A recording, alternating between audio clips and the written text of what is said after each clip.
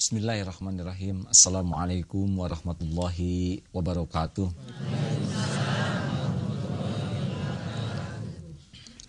Subhanallah walhamdulillah wa la ilaha illallah wallahu akbar la haula wa la quwwata illa billah. Allahumma salli ala Muhammad wa ala alihi wa ashabihi ajma'in, amma ba'du.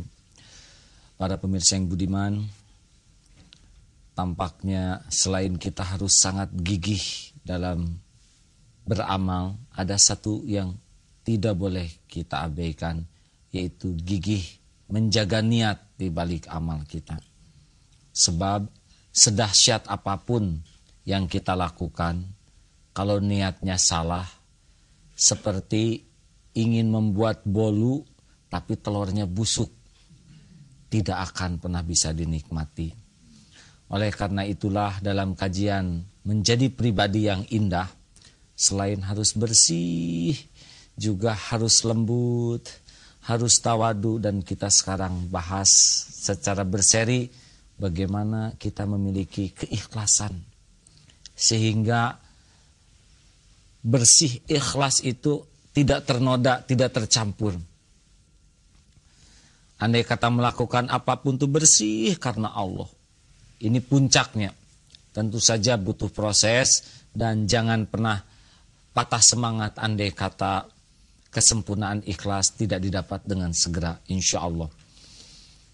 Apa sih kehebatan ikhlas? Di dalam sebuah al-hadits insya Allah yang dipertanggungjawabkan ada kisah begini. Suatu saat Allah subhanahu wa ta'ala berfirman kepada malaikat bahwa di alam ini Allah menciptakan gunung yang begitu kokoh sehingga bumi ini tidak berguncang dengan kekuatan gunung ini. Adakah yang lebih keras dari gunung? Malaikat bertanya, ada. Apakah itu ya Allah? Ternyata besi. Karena dengan besi gunung dipas, dipangkas, dibor, bisa rata. Lalu adakah yang lebih kuat dari besi? Ada. Apa itu ya Allah? Ternyata api. Besi dibakar lumer. Lalu adakah yang lebih kuat dari besi? Dari api ada, yaitu air. Api membara, disiram air padam. Lalu adakah yang lebih kuat daripada air? Ada, yaitu angin. Diangkat, dihempas jadi badai. Ya Allah, jadi adakah yang lebih kuat dari angin? Ada, yaitu orang yang memberi dengan tangan kanan dan tangan kirinya tidak tahu.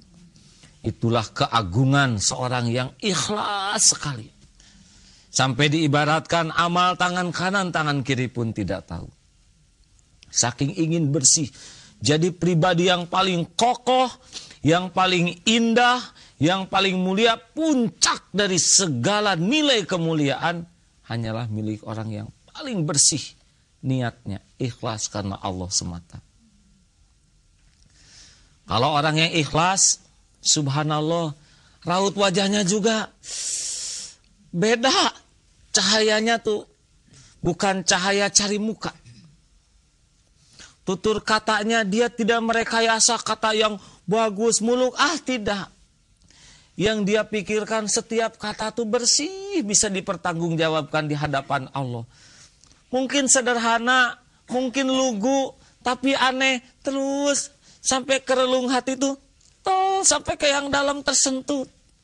Aneh. Mungkin orangnya sederhana, perkataannya sederhana, tapi karena lahir dia jaga tiap butir katanya itu terpelihara, jauh dari rekayasa kata indah. Kalau orang yang ikhlas, senyumnya juga terbayang senyum. Walaupun mungkin senyum-senyum sudah tua begitu ya, kakek-kakek, tapi senyumnya teh manis begitu. Terasa manisnya tuh. Juga kalau bergaul dengan orang yang ikhlas, kalau pisah tuh terkenang-kenang kebaikannya tuh. Entah kenapa. Selalu tersimpan di lubuk hati yang terdalam. Beda dengan orang yang lawannya dari ikhlas, yaitu riya. Mohon maaf kepada para pemirsa yang namanya riya ya. Ini riya ya, bukan Ria Komaladewi atau Lia Komalasari. Maaf, tidak ada kaitannya ya. Tapi ini riya, yaitu orang yang memang bukan udang di balik batu, tapi badak di balik kerikil, begitulah. Saking jelasnya itu ya, bahwa dia punya niat yang tidak tepat.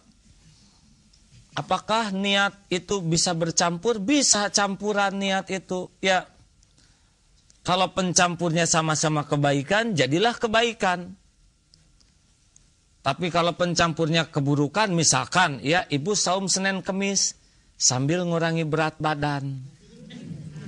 Nah, campur ini bagaimana ketahuannya nanti ketika ditimbang, ketika nggak kurang-kurang kecewa, saum-saum tetap aja. Nah, itu berarti dia lebih ke berat badan daripada saum sunatnya.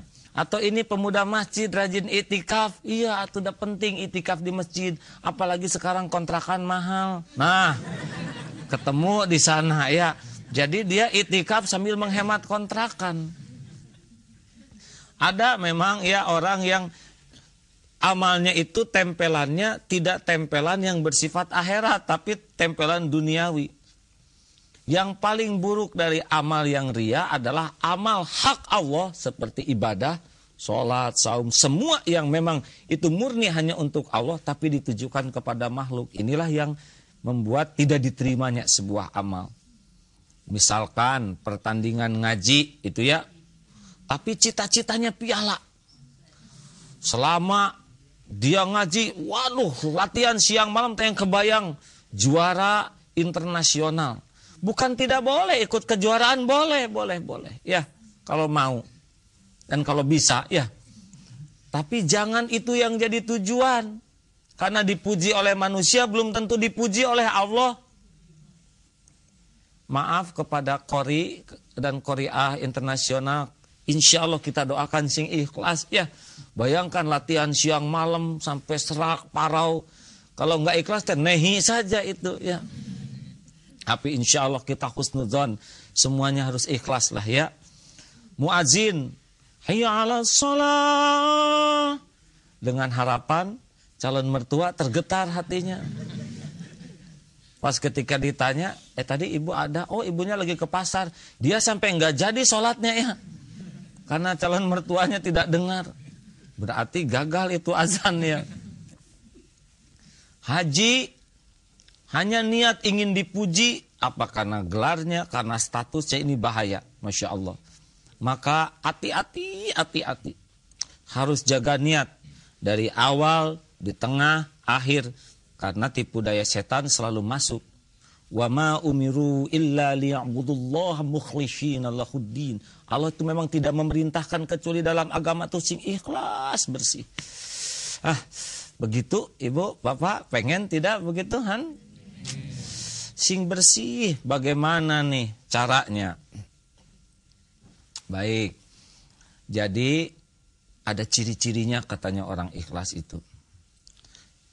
Kita secara berseri. Yang pertama, ciri orang ikhlas itu jarang kecewa.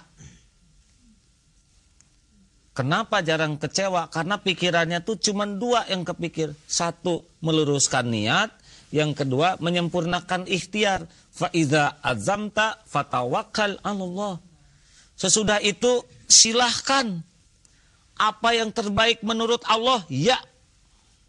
Yang penting saya sempurnakan niat, sempurnakan ikhtiar. Jadi enak, merdeka orang yang ikhlas tuh Bu.